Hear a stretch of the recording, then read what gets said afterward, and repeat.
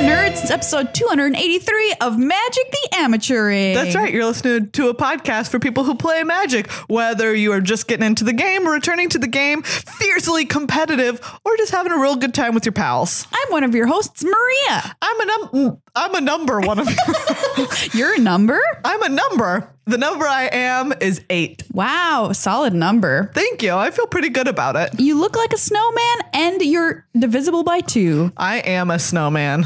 What? What? Anyways. A skin-colored snowman. That's the worst. That's the worst phrase I've ever heard in my life. Oh, I'm happy to have said God. it. Can you just picture that in your head for a second? Yes, what I'm picturing is somebody creepy enough to build a snowman during the winter here in Minnesota, like spray paint it or airbrush it skin colored and make it look as much like a real human being standing on the side. In my mind, it's like covered with something like fondant, so it looks like weird. It's not even snow colored. Skin colored snow, like someone has literally put a layer over the snowman so that it looks like skin. Oh God! I But told it's still you. slightly lumpy underneath. Yes, of course, because it's a snowman. It was a disturbing image. Anyways, this is a podcast about magic. Yes, it is. Magic the Gathering. Welcome. We've got lots of stuff for the holes in your head today, as particularly the ones that capture sound. Yeah. And we're going to talk about GP Pittsburgh, which was standard. Ooh, it just happened. We arrived back from it mere minutes ago.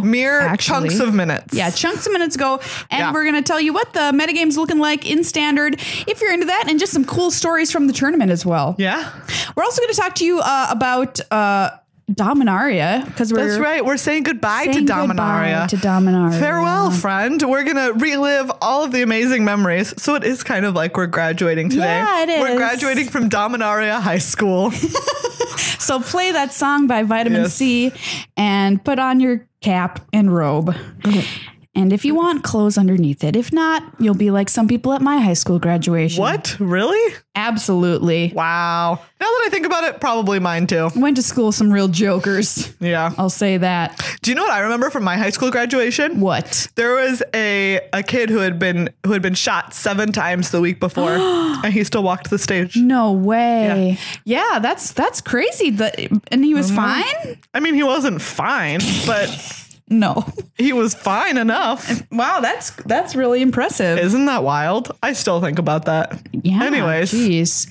We're also going to play the button on this episode. That's right. Another question coming at you that you're going to have to really think about. You're going to have to really think about this one. Yeah. Debate it with your friends and your enemies. I think it's an important conversation to have in Magic. Yes, it really is. We need to talk about it. It has to do with, incremental advantage and social, being a social person. The social rules that govern us. Yes. It has to do with all of those things. Hey, if you want to, by the way, keep up with MTA and all the cool stuff that we're doing in the world, on the internet, and everywhere in between, we have a new way for you to do that we're really excited about. We're making an MTA newsletter. Yay! And you're like, right. Newsletter, those things are old and who cares? Like, those are from the early internet. Do you know what? I still read mine from the League of Women Voters every month. And it comes in paper. Here's the thing. A lot of people are getting off of social media. Yes. Props to you if that's you. If you've been able to cut the cord, we want to make sure that you're still being able to connect with all the stuff we're making. Yeah. If you're like, look, I don't need to see people's crazy meme posts every day.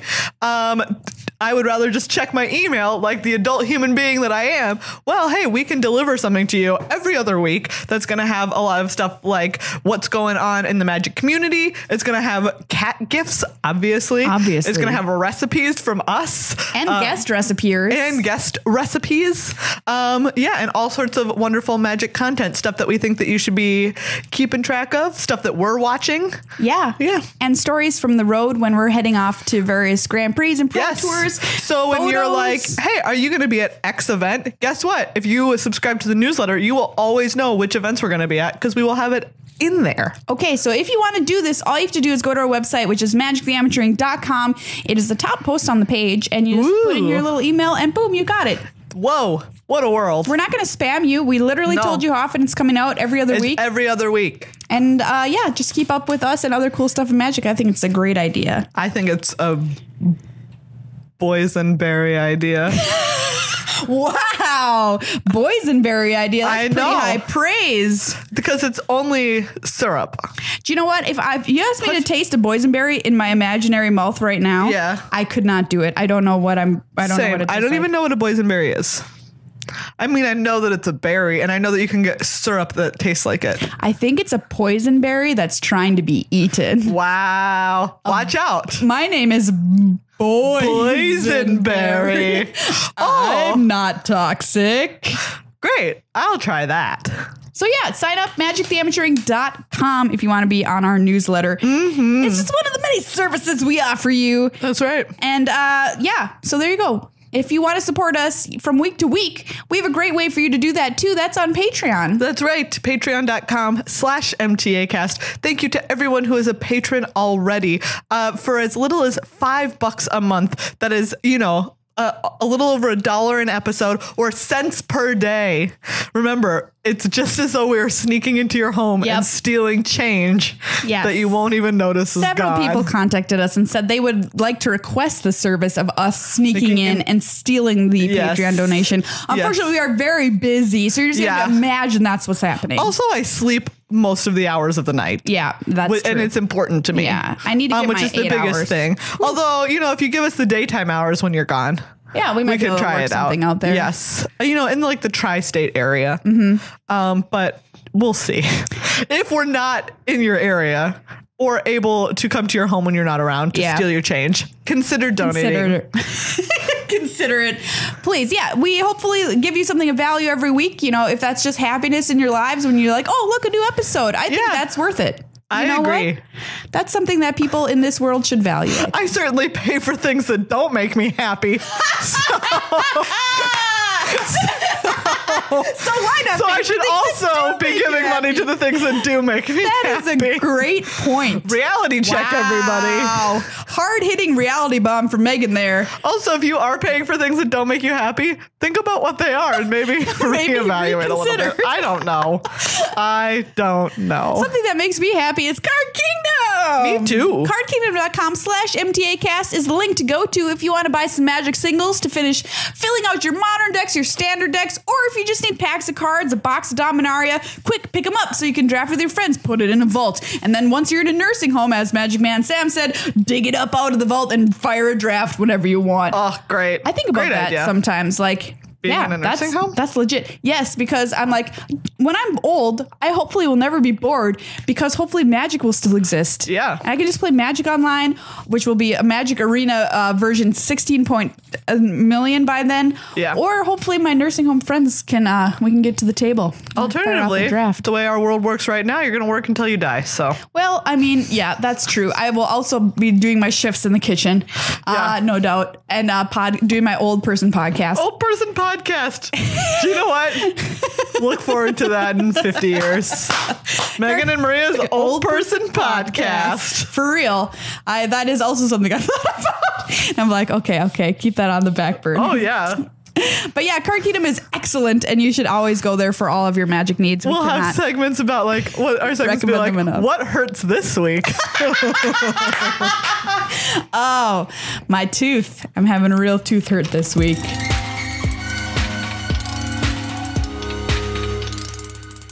It's time for the top 3 things to know in Magic this week. That's right. This was in beta the whole time. You didn't even know it. Well, you can't just introduce a new segment and be like, this is already perfect. Yeah, that's true. We were doing 5 things. Turns out we're going to condense it and distill it down to its purest form, which is 3 things. Yes. Top 3 things to know. Because any thing's purest form is 3 things. That's so true. Yeah. If you think about yourself, you're only 3 things, aren't you? Yeah.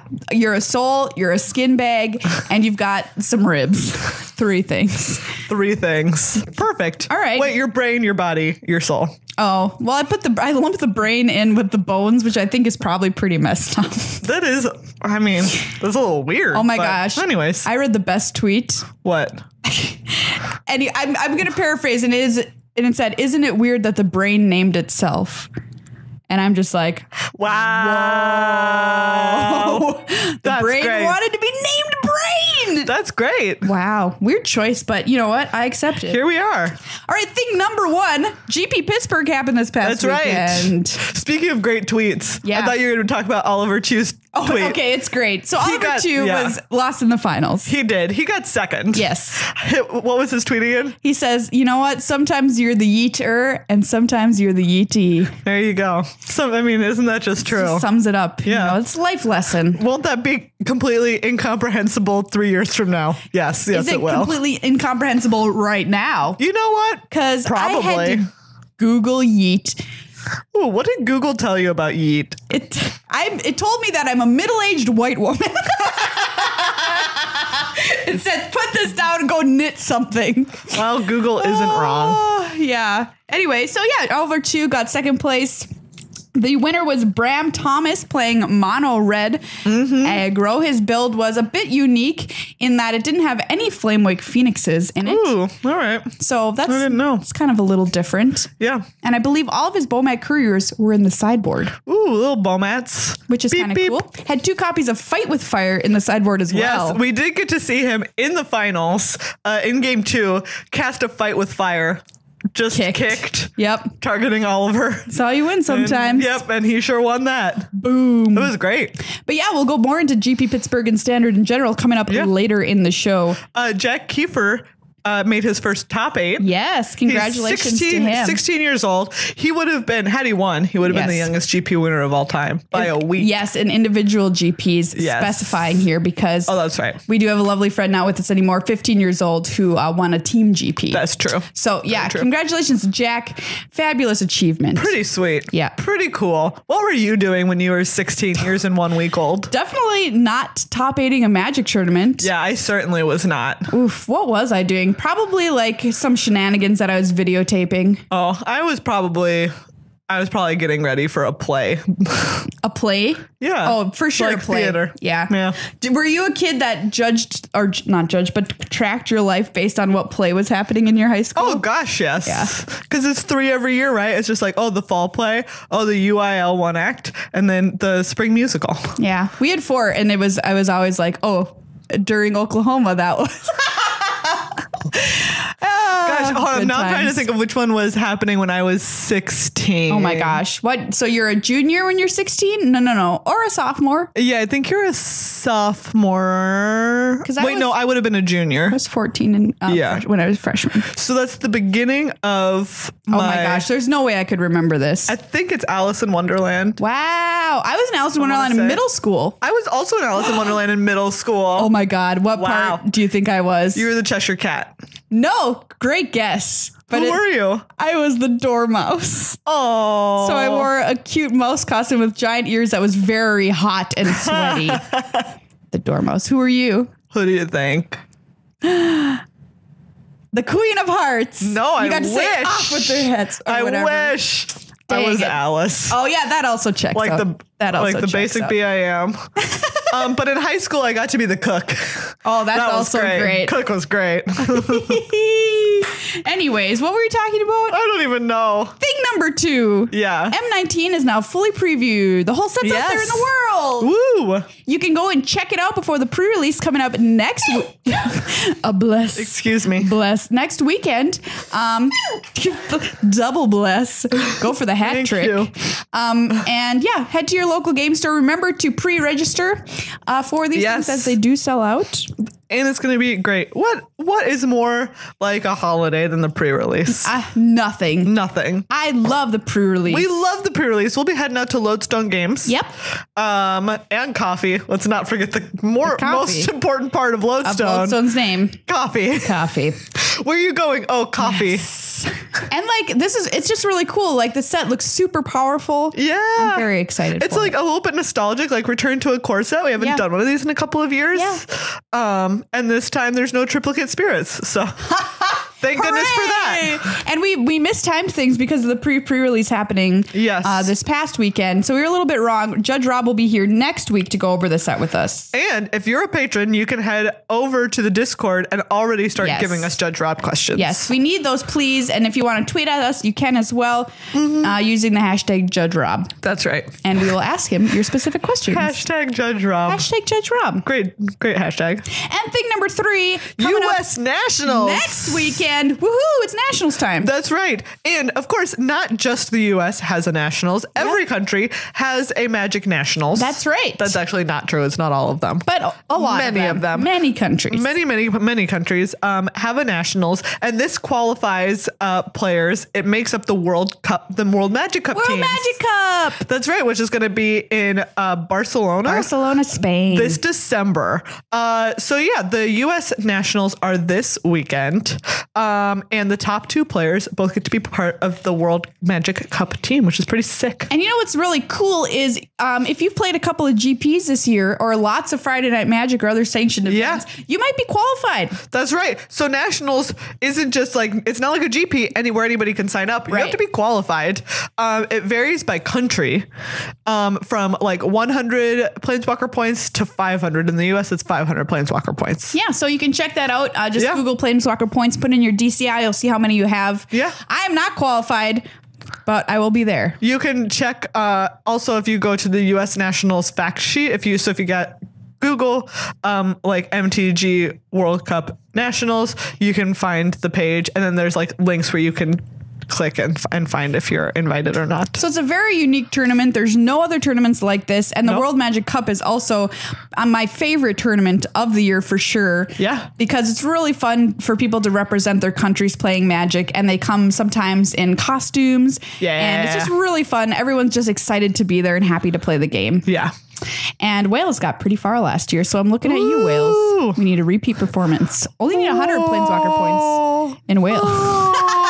This is what we're talking about, right? Yeah, there was a group of Orca whales playing. Perfect. Wales. They did pretty good. But yeah, that's Nationals. So it'll be streaming on Twitch this weekend, coming weekend as well. So if you're hanging out at the cabin for the 4th of July, turn it on. Which is the thing that Midwesterners will get. Do you know what? If you had been Wait a second. It'll be the weekend before the 4th. I don't know when you're celebrating, before or after. Yeah. I don't know. It's up to you. But also, I didn't get that people went to cabins and stuff. Oh, really? Like, that's a Midwest thing. Is it? That's not an all over thing. Yeah, I guess that makes sense. We just have too many lakes. That's the thing. We're like, oh, we can't leave this lake value on the table. No. We better get a cabin. Yep.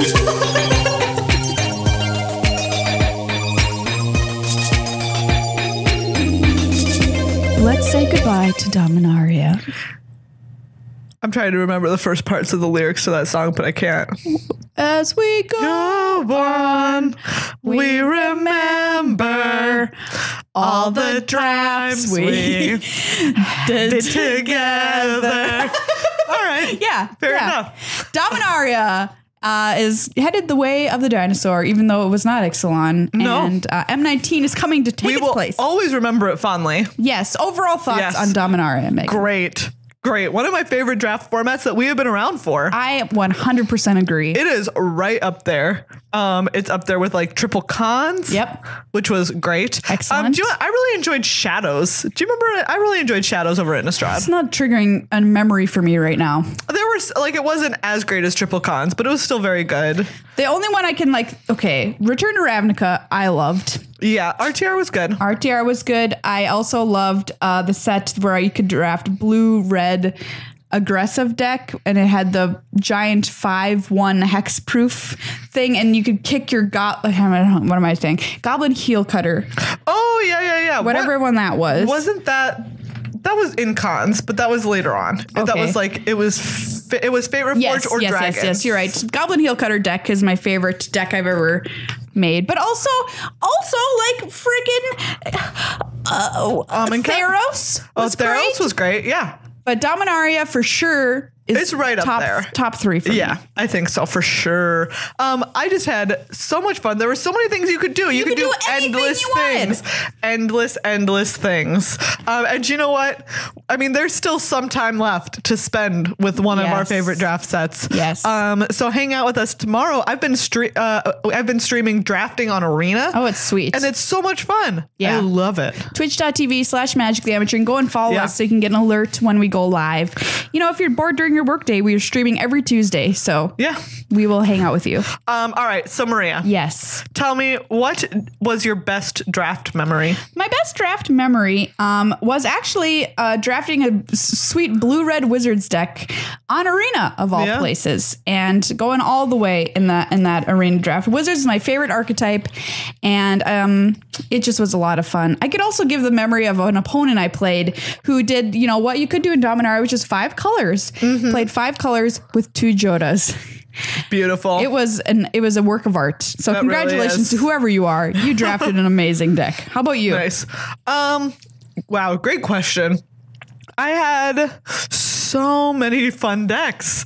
The 2 that come to mind are I went through a period of like a week where I was just drafting Lich's Mastery decks as much as I could. It was just like just jamming Lich's Mastery every time. And like the best one was one where I got to kick a Krosan Druid and draw 10 cards. Oh my gosh. It felt so good. Beautiful. Yeah. But then at one of the coverage drafts for Pro Tour Dominaria, I had an Antiquities War deck. That deck was excellent. That was so good. I got to attack someone with a Navigator's Compass. It was me. Oh, yeah. I got attacked with a Navigator's Compass. You did get attacked with a Navigator's Compass. Other people too, then, because I attacked Toby with one also. Oh, did you? I attacked multiple people with Navigator's Compass, and it was so much fun. Navigator's Compass, this was your place in life this whole time. People are like, what is this card? It's terrible. Just put another land in. And I'm like, what if it's a 5/5? Yeah. And it's like, well, in that case, go to town. All right. So what was your overall favorite card in Dominaria? Wow. Just like your personal MVP. You open the pack, and you're like, I should take this excellent rare, but my heart is pulling me towards this. Who's going to not say Tachova?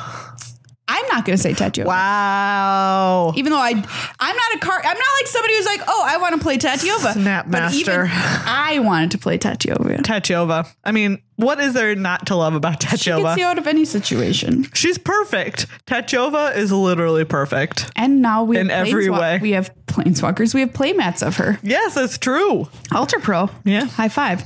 My favorite is Gitu Chronicler. Wow, that's a great answer. I mean, I loved the absolute beautiful value of playing my Shivan Fire on turn 2 and not even worrying about it, right? Because you're like, should I spend this removal spell this early? Like, it's coming back to me. Who cares? I'm going to get it back. Today is going to be the day that we're going to get a Shivan Fire back to you. Okay. I returned a Fight with Fire to my hand. Wow. I returned a Jaya's Immolating Inferno to my hand. Wow. Get so real. Much value. Card's great. Did you ever return a Divination? Because that's my dream. Yes, I have.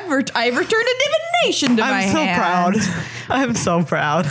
What a world. How about your least favorite card? Ooh, wow. You see this card and you're just a mad little sack of Mad Libs. Okay. In what context? Is it across the table from me? I don't know. I guess. Ooh, yeah. Gosh, I don't know how to put this because we're going to talk about our least favorite design later. Yeah. So not that. I mean, I think. Gosh. This is a hard question. Yeah, this really is. I'm going to go ahead and say that I didn't much like Hero's Blade, Forebear's Blade, excuse me. Oh, really? I mean, it's obviously a great card. Yeah. But it was like pretty annoying. Yeah. But I don't think it was too busted. So maybe I can't answer that because I have my answer. My answer isn't busted at all. It's just a card that was annoying. Okay. Call the Cavalry. Oh yeah. Call the Cavalry is very annoying. Someone spends 4 money and then 4 money. Somebody spends 4 money and gets 2 ponies. You spend 4 money and you get 2 ponies? That doesn't seem to work. What economy does that work in? I don't even know. I just know, right? And I would draft them myself and play them for sure. Absolutely. But when someone cast them across from me, I was just like, get your dumb tutus out of here.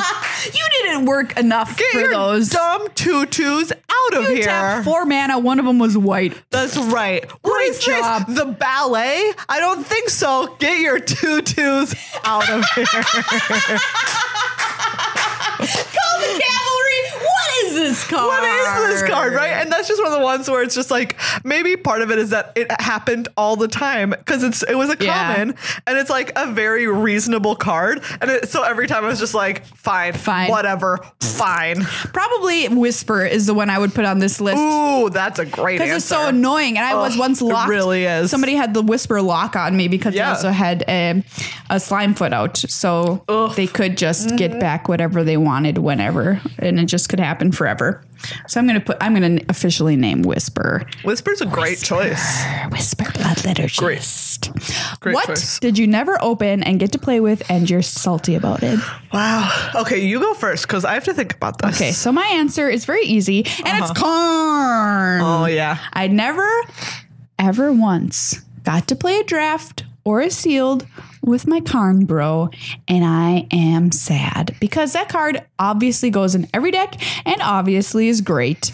And I never got to know the joy of taking up and having my opponent make the decision about which card to put in my hand. Do you know what? This is going to be like, this is a little... The siren, by the way, is not in your life. No, it is it's in our life. Sorry. Okay. So I got to draft this card because we had talked about this. I had mentioned Time of Ice as a card that I had never opened. Oh, really? Sure enough, I did get to draft a copy. I never got to cast it. Time of Ice, I love Time of Ice. I have not cast a Time of Ice. Really? No. Wow. I've cast that card more than the pros would tell me I should. I love Time of Ice. Yeah. Shout out to our friend Andrew Ellenbogen, who hates it. Yeah. Hates it with a fiery passion. Yeah. What did he say? I was just like, what if they have a Rona to get it back? And he's like, oh, then they get to do nothing twice. And that's honestly what I first thought when I saw it. Yeah. But I guess the decks I like to play are the ones that make the best use of a card like Time of Ice. Exactly. I think it only has some homes. Yeah. But, But yeah. It was, yeah. Yeah. What do you think is the best archetype to draft in Dominaria? People have said Blue-Red Wizards. People, for sure. When I'm one of those, you're certainly people. one of them. What do you love about Blue-Red Wizards? Tempo, attacking and tempo. These are my favorite things. Some people assume that I just like to play creatures and smash like a red-white deck. You do. I do, but that's not the heart of what I want to do. I love playing tempo decks. So I'm playing smaller creatures. I'm playing Adeliz and then I'm pumping my team with a spell and smashing and while killing your creature. Keeping the way. So you're attacking with creatures. But also killing things and bouncing things. Okay. I'm Man of Warring. I'm Academy Journey Maging. This is up my alley. And the reason is I like to be in a position that puts you in a terrible one. So meaning I'm taking your creatures off the board. I don't even have to worry about anything because there's nothing going on over there. Yeah. That's what I'm talking about. All right. So yeah, my answer for sure is Blue-Red Wizards. Okay. Do you know what? You say that, and I know that lots of people have had success with Blue-Red Wizards. That being said, one, I never drafted the deck. I was just never. Serious? Yeah. I was just never in a seat. I felt like where it was happening open. Yeah. It was never anything where I was just like, oh, I'm seeing I saw, a third pick Academy Journey Mage or something like that. So I never felt like I was in it. But that being said, I also, every time that I played against it, I don't know that I ever lost to Blue-Red Wizards, which is why it's so surprising to me when people were always saying that. Because I'm like, okay, I get it. And I've watched other streamers and I watched you win with it. I've watched other streamers win with it. But anytime that I was playing against it, I was just like, okay, but eventually your dumb 3/2 is just not going to be good enough. I'll say this. Perhaps it was overdrafted because it was so widely considered the best archetype that people could have been playing it when they shouldn't have been playing it. Yeah. I do think firmly that if you have the best version of this deck, that no other deck can beat it. Okay. I'm going to go as far as that. That's interesting. Okay. I want to make a video now. Okay. This is where you and I are going to sit down and you're going to build what you would think is the best like the best version of a Blue-Red Wizards draft deck. That's a great idea. And then I'll bring a couple of others. I'll do like blue-white because I do think blue-white is very strong. Okay. I'll bring like green-black. I think that green-black is strong. And then I'll bring like, who knows? I'll figure out what the last one is. I kind of want us to, right? We'll do this. It's called the best draft or whatever. What if we just call it For Science? For Science! Is it really the best? Yeah, right? Like we want to find out. We're not going to build like a busted version. It's just be like, this is what you could reasonably expect. Yeah. When you say good, when you're like the best version of the deck is unbeatable, I just want you to think like, what is the best version? Okay. Yeah. Yeah. I'm not going to play dirty. All right.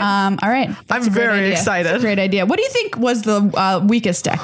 Ooh. Tough question in Dominaria because a lot of people said you could play anything. Yeah. And you could. I probably am going to go ahead and say I do think red-white, but probably. That was what came to mind for me. Even though it freaking won a Grand Prix. So like, yeah, I like saw it. You know, I think it was just something where it's like the versions of red-white that I saw win a lot were interestingly ones where I would say like, sometimes people were playing what I would call bad cards, or what we came to think of as bad cards in Dominaria, like Frenzied Rage. Sure. They'd be like one drop, like slap a Frenzied Rage on it and like go to town. Yeah. And stuff like that. It was the least synergistic, I think, of all of the archetypes. So yeah, I think that red-white is probably pretty high up there. Okay. I didn't love green-red. I also did not love green-red. Like there were times when I was just like, oh, you know, like I would end up drafting it because it seemed like it was what was in my seat. And also nobody was ever just green-red. That's true. That you was usually rare. splash. But I had one, like I had a green-red draft deck that I remember when I was drafting, I was like, this deck is so busted.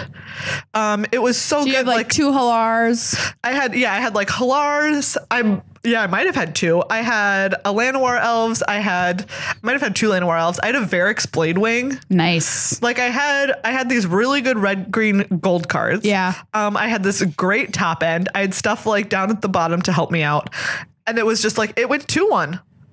It was fine. It wasn't This is great. What I think is, I think the kicker payoffs, there should have been maybe 1 to 2 more of them. And you're thinking to yourself, wait a second, kicker in and of itself is a payoff. Its own payoff. But I think if we had 1 or 2 cards that were a little bit more like Halar, that would have pushed green-red up to the level of where we saw some of the other decks. Yeah. I also wish that like Rada was a better card.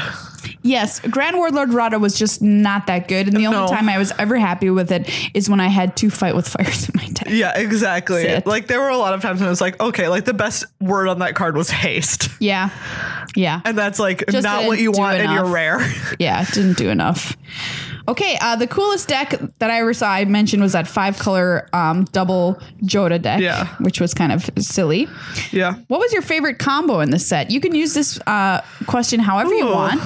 I'm going to tell you mine, and I am ready to get burned alive because my favorite combo was our lovely friend. Oh, I know what you're going to say. The Hexproof Turtle and our other lovely friend on Sarah's Wings. Wow. I'm a Boggles player. Haters gonna hate. You're a monster. I accept that about myself. You're a monster. Lock me up in the basement with chains and feed me pizza rolls. Oh, going back to the coolest deck that we saw, going back to the Pro Tour coverage draft. Oh, yes. This is our friend Toby made some mono red decks. He just kept drafting them. And my favorite one that he made was the Valduck one. That was like, I just remember on turn like 3, he played a Valduck, and on turn 4, he equipped like 3 things to it. Valduck is definitely, I should say, runner-up for my favorite card, for sure. Great. I love that card. Valduck is excellent. Like you said, we're going to talk about cards whose designs we dislike. Yeah. But in terms of cards whose designs we love, I love Valduck. Valduck is great. Absolutely great. It doesn't have too much toughness, so it's not like unbeatable. Like a 3/2 is a perfect size. It's like the size that should have been. Yeah. It dies to a lot of stuff. It can't really attack in itself, even when it's suited up a bunch. Right. It's like hard to attack in. Oh, so cool. I love Valduck. And the mono red deck is real and is super cool. So that might be the coolest deck. Yeah. I would never personally draft it, but maybe I should do that before the set rotates out. My favorite combo in the set was Tachova and lands. Excellent answer. Those are my favorite things. What was one of your favorite card designs? So we've nominated Valduck, I think. Valduck was great. Rightly so. Yeah. excellent card. I also loved, I mentioned Adelize, and I loved her design. Is great. She so very perfectly fits in her color pie. You know, she's aggressive. She helps the rest of your team as a legend. I think that's a cool bit of flavor there. And she acknowledges what you want to be doing in the color pairing of red-blue, which is casting spells. So a fabulous, clean design on Adelize. You know what? This one's going to be interesting, but I really like, of all things, this just kind of came to me. I like Arvad. Arvad the Curse. Yeah. I think that Arvad, for the text that he has on him, is like the right size. And it's a pair of things that it's like, oh yeah, this does feel like uncommon legendary. Yep. Where it's just like, oh yeah, it has death touch and it has lifelink and it's a 3/3 for 5. It just like, I just like that card. It feels just very like, okay, I understand everything about this. And it's a cursed vampire, and that it feels correct. Yes. My other card I loved, which maybe annoyed a lot of people, was Blackblade Reforged. Ooh, yeah. The reason I liked it is once again the flavor, because it's cheap if you're a legend. You can just pick this up and kill people, but it costs 7 to equip if you're not a legend. I liked that. It was like a super powerful equipment, but it wasn't entirely busted because of that clause. Yeah. Anyway, I like that card. That being said, I definitely died to Blackblade Reforged a lot. Absolutely. A lot. Died to that card. How about your least favorite card design? Great question. Okay. We talked about this. Yes. I think we both mentioned Song of Freyalise. Yep. We have said multiple times, if on that in the last chapter, when it gives them a +1/+1 counter, so it stays on counter, vigilance. Yep. Trample. Yep. Indestructible. Yep. Take away one of those words and it's fine. Take away any one. I don't care which one. Yeah.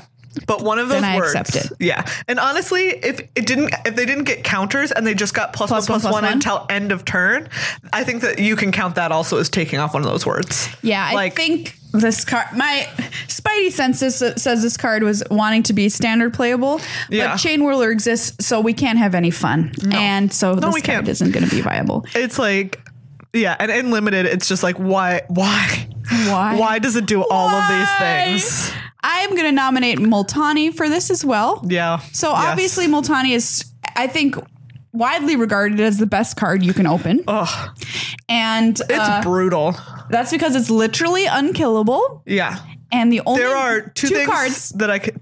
3 things. 3 cards. Okay, 3 cards. We got Blessed Light. Yep. We have Settle the Score. Settle the Score. Syncopate. Seal away. She doesn't have vigilance? Wait. No, she doesn't. You're right. That would just be too busted. So seal away. So there are 4. Okay. But one of them is a Syncopate, which is a counter spell. Yeah. 2 of them are uncommon. Yeah. And 2 of them are white as well. So yeah, 2 of them are white. Not playing white. Oh boy. Like if you're in green, if you're in like green blue, you're just out of luck. I think if Multani did not say reach, I would not have such a hard time with it. Yeah. The reach is pretty bad though. For me, I was thinking I wish that she just had a base set of stats instead of being bigger depending on the number of lands. Sure. Because it's like, if it's just like, I mean, like, even if you wanted to say like this card is busted and we'll make it an 8/8. Yeah. There were times when it's just like her being a fixed 8/8 would have been better than her being 12/12. A 12/12 or whatever. Sometimes. Or if you take off like trample or something like that. I think trample is probably the wrong word to get rid of. I had Multani in my bounty deck at Las Vegas in the sealed tournament, and I had Mending of Dominaria as well. Oof. So that's how I was able to make it a 12. So good. So good. Brilliant. But yeah. That's Dominaria. I will sorely miss it. Same. You can do mostly whatever you want. If you're listening to this from the future, and here we are in the past, and it comes as a flashback draft or something, or you've buried it under your nursing home. Yeah, if you made a time capsule that just has a box of Dominaria. Congratulations, you've made a great choice. And nice time capsule. Just have fun, because you can do almost anything your little magical heart desires. I'll miss you, Dominaria. Goodbye. As we go on, we remember all the drafts we had together. Stay tuned for episode 300 of Magic the App during our next musical episode.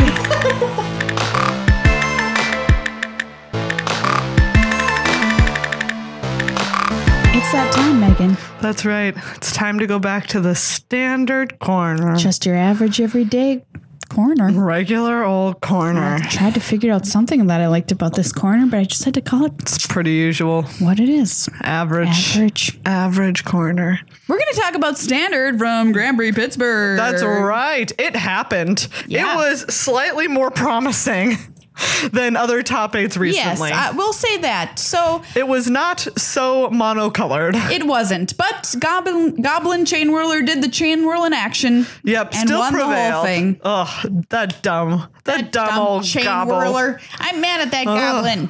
Aren't we all?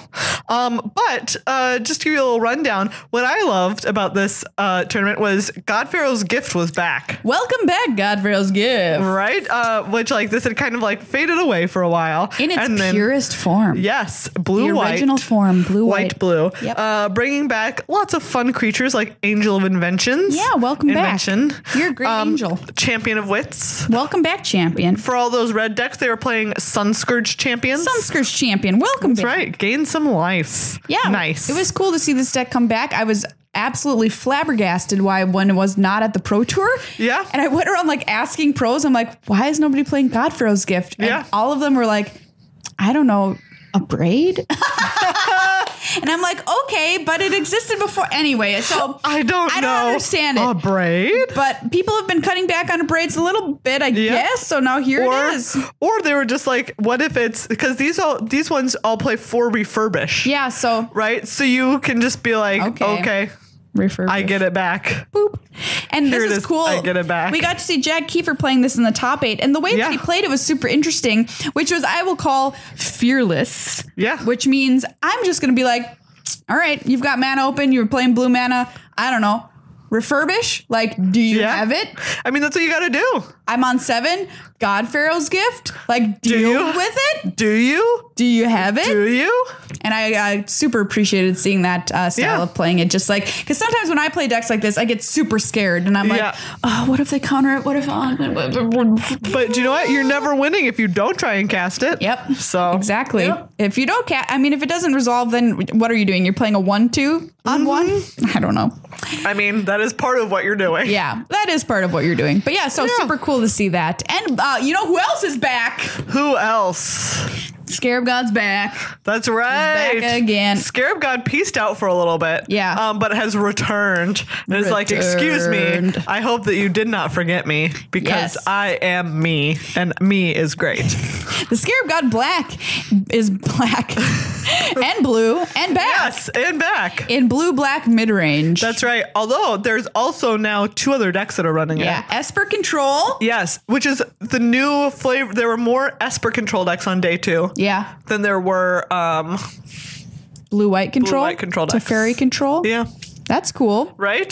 So people are just like, do you know what? This card is so powerful. I'm just going to go ahead and work on it. You work know with other it. cards are good if I'm playing Control? Vraska's Contempt. Card is Fatal great. Push. Great. These are all Doomfall. great. Yeah. So I really like this blue-black mid-range deck had disappeared for a little while. Yeah. And it came, surging back this weekend. I like to say it took a nap. Yeah, it was just like, hold on, I'm gonna take off for a little bit.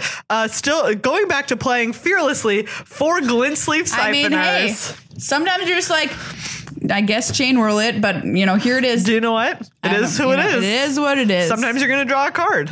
You know what card was kind of like the surprise star of the tournament for me? What?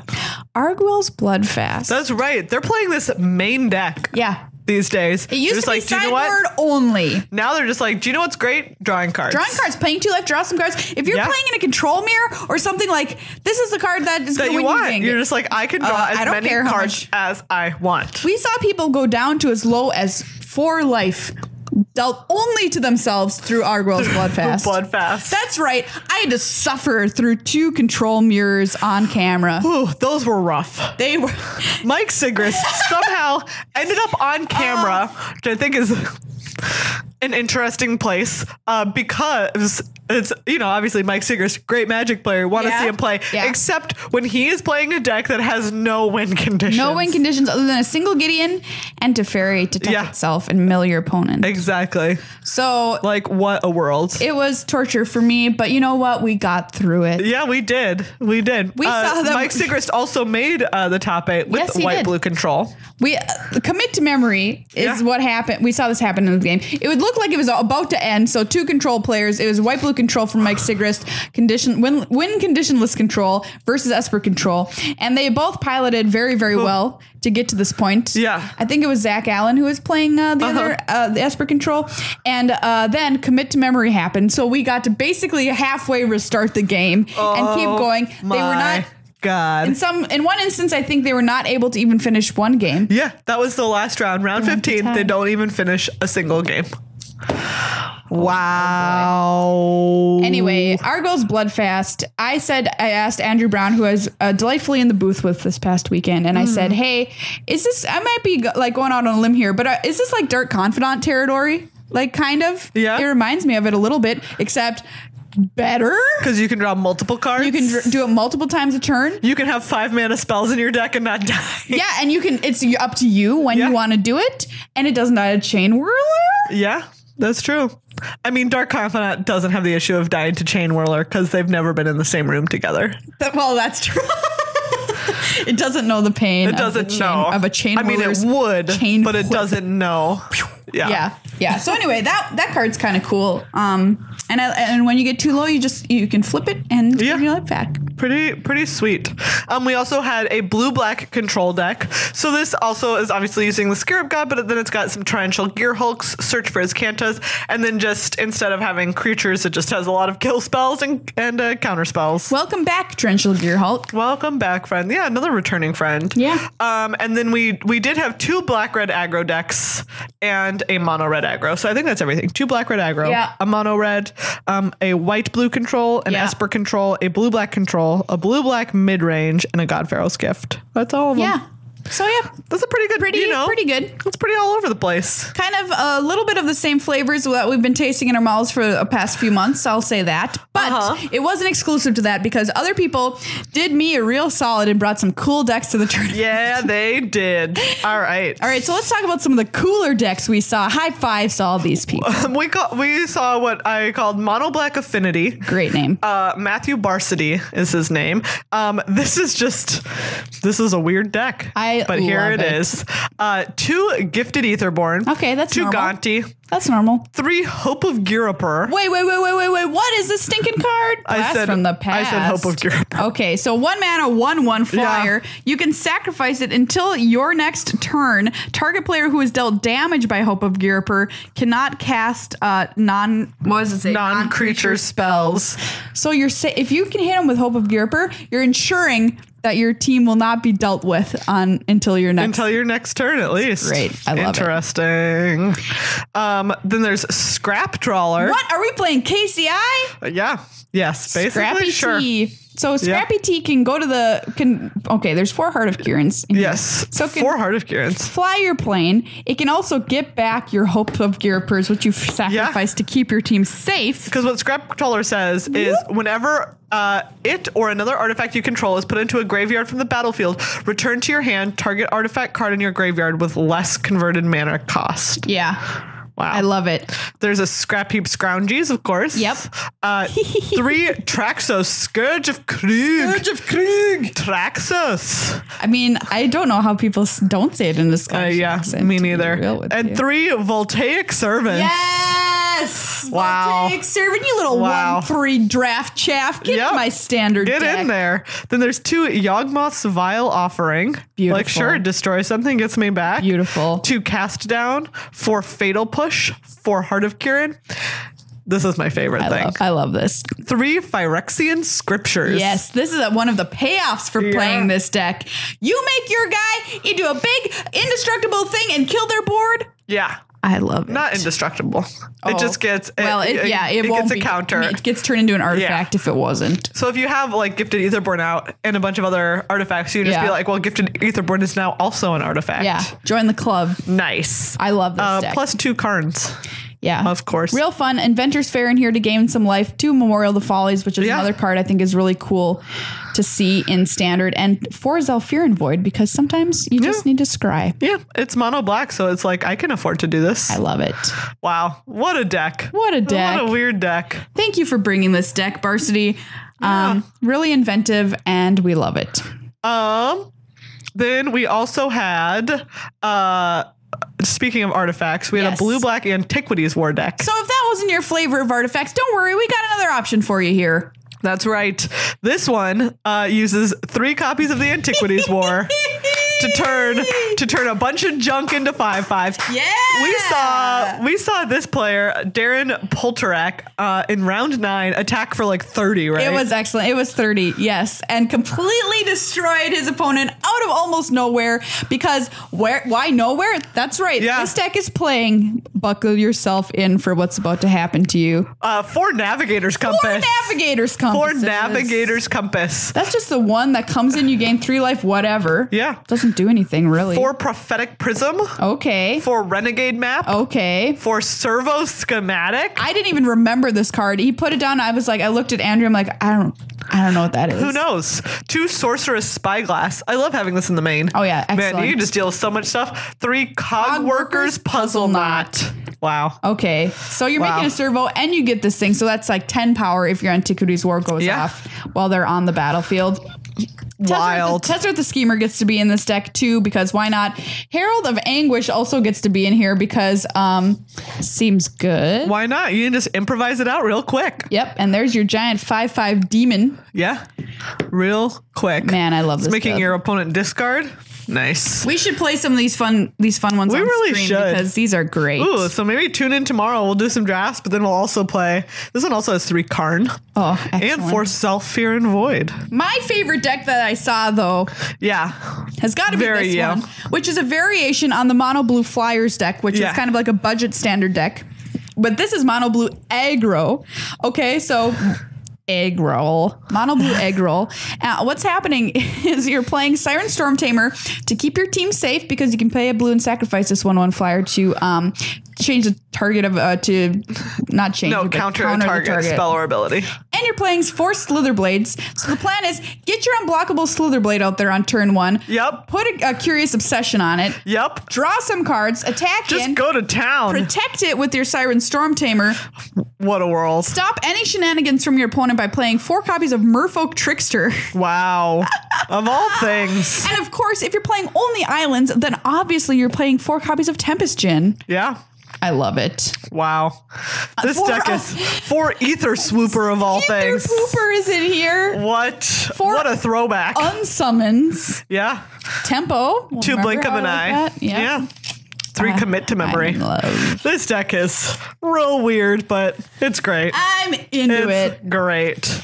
Maybe not as powerful as some other stuff we were seeing in Standard, but I don't care. These are creative and unique, and I love them. Yeah. There were also 2 different variations on tokens decks. Okay. There's like an almost mono green one that we saw at the end of day 1. Yes. It ended 5-3, unfortunately. Dang it. It was so close. I know. It was so close. It lost in the last round. Spore Crown Thalids. Yes. Sapperling Migrations. Yes. Spore Swarm. Spore Swarm. Song of Fraley's. Yes.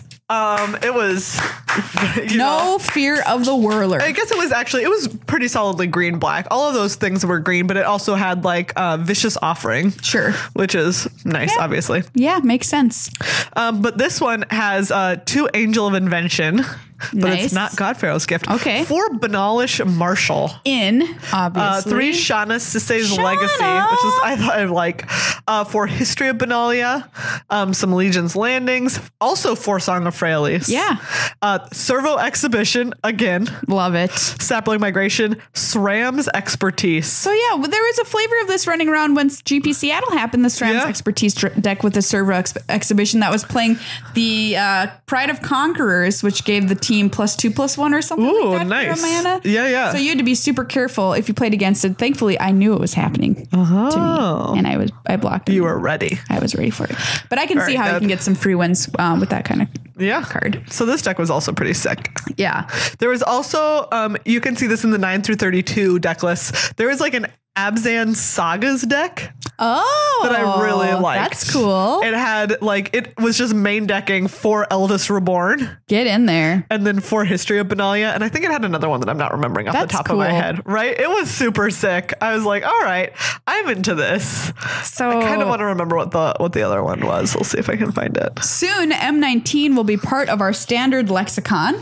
And we are going to have an absolutely gigantic standard. Because we're not rotating. Not until the fall Ravnica set comes out. So we're going to have everything from Amonkhet. Is that going to be the early? No, we're still going to have Kaladesh. Yeah. In here all the way through M19. Yeah. That's insane. That's just so many cards. You have to know all these cards, you know, potentially. That's a lot of a catalog. It really is. To go through. But hey, I'm excited. Your cards have been around for a long time. It's going to be awesome. Pretty good. Hey, big thanks to UltraPro for being one of the sponsors of our show. That's right. If you're looking for deck boxes, dice, playmats, sleeves, literally anything that you put on or near Magic cards. Yes. All of those things. UltraPro is the perfect place to get them because they have sick art. Yeah. Awesome quality. Ted, you have a playmat. Yes. Get on Great here. stuff. Great Excellent stuff. High fives to everybody in Vegas who was like, hey, can I have some UltraPro swag? And I was like, sure, here you go. Here's some Eclipse sleeves. Nice. Boom. They knew the value. Yeah. But yeah, UltraPro is excellent, and Card Kingdom sells a lot of their stuff, so we can put two together. CardKingdom.com/MTAcast. Check out their UltraPro Greer. They have Richard Greer supports UltraPro. He's going to sue us now. Wait, I mean Richard Gere. I didn't know who you were talking about. Who's Richard Greer? I was just rolling with it. I was like, okay.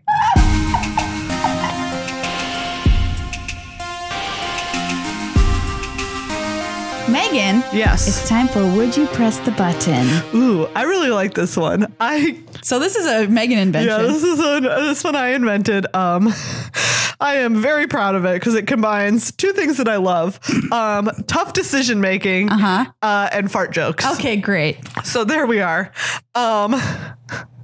Okay, Maria. Yes. Would you press this button? Okay. If you press this button, you will win every single die roll. Ever? Yeah. Does this count die rolls that happen maybe in game? Ooh, yeah. Okay, great. Yeah. So if it's something like, you mean like hazardous bombardment, and they're like rolling to see which of the things. And I always keep to the best randomly things. select. Yeah, you're gonna like those. Even those will turn out great for you. Okay, that's pretty good. That's pretty good. Going back to what we talked about last week, when you were trying to randomly select what to discard from that burning inquiry, I would have kept my Cornets? Yes, you would have kept a Daybreak Coronet. Okay. But once per event, at every 4 rounds. Okay. Once per every 4 rounds that you are at an event, you will fart very loudly. And like everyone will know it was you. Okay, so there's nothing can I do a little song and dance, play my boombox at the moment? You're not going to know when it's going to happen. It's just going to happen. Like you can try. There's no warning. But there's no warning. It just happens. Can I wear those pants you can buy on the internet, the fart proof pants? You can try. Wait, I need you to Google those. Maybe it's underwear. I can't remember, but it's one that like you can buy them and they have a charcoal filter in the butt or something like that. What? So that okay, but it won't mute the sound. Okay, so yeah, they do. Wow! Exist. Wow! Wow! I'm happy I could bring this to your life. Okay. One of them is a gag and 2 of them are real. All right. Anyways. So, okay. But it's going to be loud and everyone's going to know it was me. Oh yeah. Everyone will just be like, who is that? And it'll just be like, oh, it's definitely Maria. Oh my God. Okay. And this is why I say once every 4 rounds. So if you're like at a PPTQ, probably only once. If you're at like a pre-release, probably only once. But if you're like at a GP, it's going to happen twice during the GP in the first day. And you know what? Like, okay, does it smell? That's a question I have for you. That's a very good question. Like not always. Sometimes. But sometimes? Sometimes it will. Not every time. but sometimes it will. Oh, this is so hard because especially as playing Boggles, winning the die roll is so important. And but also if I'm at a pre-release, that is usually a smaller location. Imagine going to A pre-release and everyone's just like, store. There's Maria. She's gonna fart once during this event. Oh, I don't think I can press this button. Yeah, I don't think I can either. This is just too much. Yeah. But you know what? I'm going to wager that every professional Magic player would press this button. I agree. In a second. Like in a heartbeat. Boom, press it. Yeah. I win every die roll. I don't even need to hear the second half of this. Yeah. Boom, press it. Press the button. If you have your answer, please tweet it at us with the hashtag fart button. Let us know. Well, friends, Romans, and countrymen, thank you for listening to this episode of Magic the Amateuring. That's right. Before we take off, sign up for our newsletter. Yeah. Trust me, we will make it so awesome so that you do not regret it. Yeah, if you've ever had a bad opinion of newsletters, you won't anymore. It'll change Try this one. Every opinion you've ever had about Also, if you decide that you don't want it, you can just hit unsubscribe. Yeah. It is that easy. So go ahead, come give it a try because we're very excited about it. We're using MailChimp. Yes. By the way, if you've ever listened to Serial, there you go. You will know that reference. And thank you to everyone who's a patron. If you're not a patron and you've reached this part of the episode, you're still listening. You listen every week. Maybe be like, you know what? It's time for me to throw a buck or two their way. So please consider it. Patreon.com/MTAcast. Enormous thank you to everybody who supports us every month as well. And Card Kingdom. And Card Kingdom. Cool. And UltraPro. All of the above. And you. And you. And I was trying to think Sandwiches. of the end. Oh, like God bless us, everyone. Everyone. I was just trying to think of the word everyone. You got there. Everyone. I got there.